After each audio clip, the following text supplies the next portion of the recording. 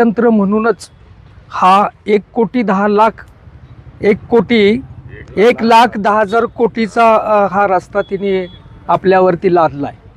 मी मगाशी गुगलवर बघितलं आबा, 1,10,000 कोटी म्हणजे किती? का माझ्या बान कधी लाखाच्या वर गेला नाही, बाला लाख बघितलं नाही, मी लाख कसं तरी बघितलं पोर आता IT क्षेत्रात गेल्यामुळं। पण एकावर एक लिहून त्याच्यावरती 11 शून्या मांडायच्या म्हणजे मग 1,10,000 कोटी एवढं झालं। परत आमच्या एका भगिनीनं परवा विवेचन केलं याचं, तिनं भागाकार केला। 840 किलोमीटरचा हा रस्ता आहे। तेव्हा तिच्या लक्षात आलं की 1 किलोमीटरला 130 कोटी रुपये हे सरकार खर्च करणार आहे। त्याच्यानंतर पुढे जाऊन दुसऱ्या भगिनीनं अभ्यास केला, ती म्हणली एवढे पैसे आणले कुठनं? तर मग त्यांनी सगळ्यांनी विचारलं तर म्हणले आम्ही कर्ज काढलं। म्हणजे आमच्या सगळ्यांच्या डोक्यावरती कर्ज काढून मिरी वाटणारी ही जात उभा राहिलेली आहे। मग पुन्हा त्यात प्रश्न झाला, कर्ज आपल्यावर किती? मग 1,10,000 कोटीला आपली लोकसंख्या आहे 12-12.5 कोटी आबा, बरोबर का? मग एवढ्यानं भागाकार केला तर माणशी आपणाला 10,000 कर्ज येते। मग आता आबांच्या घरात आबा तुमची माणसं किती? समजा 5 माणसं आहेत आबाच्यात, 50,000 खर्च मानसी खर्च कर्जाचा झाला। म्हणजे अशा पद्धतीचं बेमालूनपणे हे सरकार कर्ज काढून शेतकऱ्याला उद्ध्वस्त कसं करतंय? तर आता वारणा आणि कृष्णा नदीवरनं यो महामार्ग नेतंय। कॉम्रेडनी परवा छान मांडणी केली होती, आम्ही वाळव्यामध्ये ठिकठिकाणी नदीपट्ट्यामध्ये सभा घेतल्या। त्यामध्ये त्याने असं सांगितलं की हे अदानी जे आहेत, अदानी अंबानी यांना तिकडे खाणी मिळाल्यात, मध्य प्रदेश छत्तीसगड तिकडे खाणी मिळाल्यात आणि त्या खाणीमध्ये मिळालेला जो आहे तो प्रक्रिया उद्योग नागपूरमध्ये चालतो आणि सगळा माल त्यांना बंदराच्या गोव्याच्या बंदरापर्यंत न्यायचा आहे। पण तिकडं मात्र विंध्य पर्वत, सातपुडा पर्वत आणि ह्या सगळ्या अडचणी असल्यामुळे तिथून मार्ग काढता येत नाही पट्ट्याला। म्हणून फडणवीस नावाच्या एका विद्वान माणसानं, जिची खरं लायकीच नाही या देशावर आणि राज्यात सुधारायची, अशा माणसानं हा शक्तीपीठ तिकडं तीव्र विरोध केला। म्हणले कोल्हापूर जिल्ह्यात कॉम्रेड तिकडं तीव्र विरोध केला, म्हणून आम्ही कुंडलमधल्या घोगावमधून आमच्या उराव घालतो म्हणले बोरगावमध्ये। मग आता तिकडं जर तीव्र विरोध झाला तर आमचा दिगू म्हणला इकडे या, तुमचा पायच काढतो। त्याच्या माईला हिथं काय माणसं नाहीत काय मग? आणि अशा पद्धतीत जर ही यंत्रणा चालत असेल, प्रशासनाला घेऊन इंग्रजी जर अत्याचार करणार असली तर आज इथं जिवंत नाहीत नागनाथांना, ते जिवंत असते तर म्हणले असते बंदुकीच्या गोळ्यानं सगळ्यांना हाणा, गोळ्या घाला, नाहीतर गोळ्या संपल्या तर दस्त्यानं मारा। तुम्हाला काय वाटलं शेतकरी म्हणून? शेतकरी या जगाचा पोशिंदा आहे, एका दाण्याचे 1000 दाणे करतो। अरे रोज जेवता ताटात वरण भात पुरणपोळी, लाजा वाटत नाही तुम्हाला? या सुपीक जमिनी जमवण्यासाठी आबा कुंडलची बसवेश्वर योजना, आमच्यामधल्या 32 योजना, तुमच्या कारखान्याच्या जवळपास 40 योजना, हे आमचा आधारस्तंभ आहे। एक पाय माझ्या उंचीचे आला होता का बघायला कधी? अरे फडणवीसानं तुमच्या नागपुरात संत्र्यावर प्रक्रिया करणारा कारखाना काढू शकत नाही तुम्ही, आणि तुम्ही अकल्याच्या तारे करता काय? जर तुम्ही इथल्या उष्टावळ्यावर जगणाऱ्या माणसांना घेऊन जर आमच्यावरती संकट लादलं तर उष्टावळ्याला सांगतो, जे जे लोकप्रतिनिधी आहेत, तालुका पंचायत असेल, जिल्हा परिषद असेल, आमदार असतील, खासदार असतील, आबा त्याने आमच्या खांद्याला खांदा लावून लढा दिला पाहिजे, तर ती शेतकऱ्याची पोर आहेत असं आम्ही ठामपणे म्हणू। नाहीतर लढाई अटळ आहे। त्याचं कारण हे आहे, जेव्हा आबा 2019चा पूर आला, त्या पुरामध्ये फ्लोड लेवल होती 45, 106 गावं पुराखाली गेले।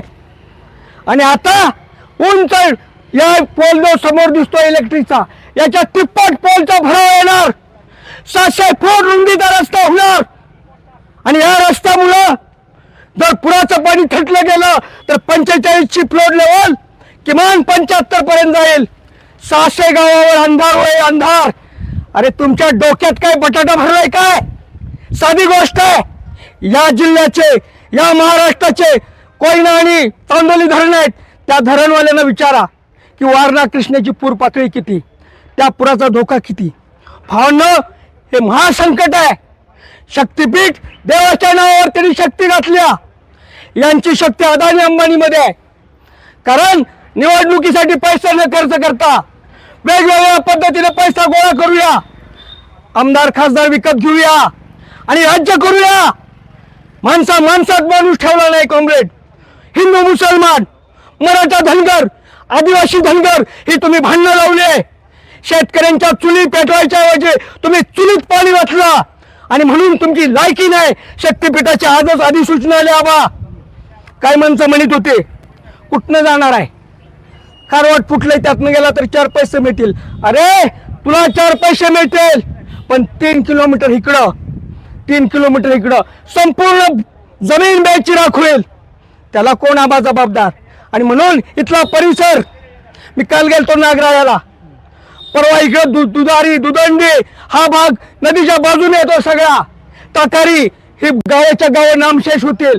म्हणून आमची भूमिका आहे, कुणी कुठेही असो पण प्रशासनाला जागे करणं हे आमचं कर्तव्य आहे. तुम्ही जर खऱ्या अर्थानं IAS झाला असला, MPSC परीक्षा पास झाला असला आणि गोपनीय खात्याचं पोलीस शिल्लक असलं तर त्यांनी सांगावं की होय या ठिकाणी ही वादळापूर्वीची आबा शांतता आहे. कारण बऱ्याच वक्त्यांनी तिची मांडणी केली. आपण फक्त एवढंच सांगायला आलोय की तालुक्यात शांतता नांदावी. भले आम्हाला दर देऊ नका, तो भाग वेगळा आहे.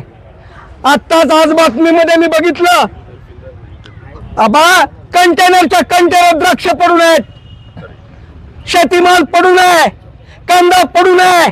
अरे कुठं आहे तुम्ही? ह्या बाबी आज शेतकऱ्याचं नुकसान करणार आहे. त्यांच्या डोळ्यामध्ये महापूर आलाय आणि तुम्ही गंमत करायला लागलाय काय? युद्धाच्या निमित्तानं शांत बसलाय तुम्ही. हे शांतपणा नाही आहे, शेतकऱ्याला उद्ध्वस्त करण्याचे डाव आहेत. म्हणून मी फार काही बोलणार नाही, पण नजीकच्या काळात आबा आपणाला गावागावामध्ये जावं लागेल, तरुण मंडळांच्या मध्ये, ग्रामपंचायतमध्ये सांगावं लागेल. अरे ग्रामसभेचे ठराव घ्या, सोसायटीला सांगावं लागेल, सोसायटीनं ठराव करा, तरुण मंडळाचे ठराव घ्यावे लागतील आणि हे सगळे ठराव घेऊन योग्य पद्धतीने आपल्याला माणसं जागी करायला लागतील. कारण माणसं ही शक्ती आहे आपले. सामान्य माणूस ज्यावेळेस जागा होतो ना त्यावेळेस कुणाची दादागिरी चालत नाही. त्याला जागा करण्याचं काम अखंडपणे आबा करूया. लागली मदत, हा 555चा पलटी फाळ तुमच्याकडे घ्या. आपण अनेक फाळ तयार करूया आणि इचका आणि हरट तुडवून बाजूला काढूया. एवढं मी बोलतो थांबतो. इन्क्लाब रद्द करा, रद्द करा. छत्रपती शिवाजी महाराज की क्रांतीसेनानी पाटील यांचा. आपण शक्तीपीठ महामार्ग